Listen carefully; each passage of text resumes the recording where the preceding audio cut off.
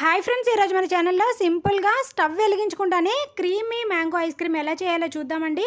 ముందుగా బాగా పండిన బంగినపల్లి మ్యాంగో ముక్కల్ని 1 కప్పు వరకు మిక్సీ జార్లోకి తీసుకోవాలి. తర్వాత దీనిలోకి 3 స్పూన్ల మిల్క్ పౌడర్ని యాడ్ చేసుకోవాలి. అలాగే మనం చేసే ఐస్ క్రీము క్రీమీగా రావడం కోసం 2 స్పూన్ల పాల మీద మీగడని కూడా యాడ్ చేసుకోవాలి. తర్వాత 3 స్పూన్ల పాలను వేసుకొని బాగా స్మూత్గా మిక్సీ పట్టుకోవాలి.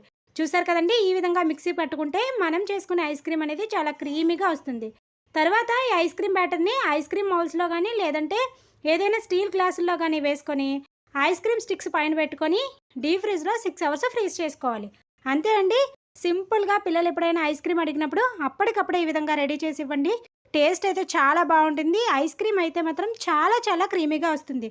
మనం మ్యాంగో ఎసెన్స్ యూస్ చేయకపోయినా సరే ఫ్లేవర్ అయితే చాలా బాగా తెలుస్తుందండి. నచ్చితే ఒకసారి ఇలాగా ట్రై చేసేయండి.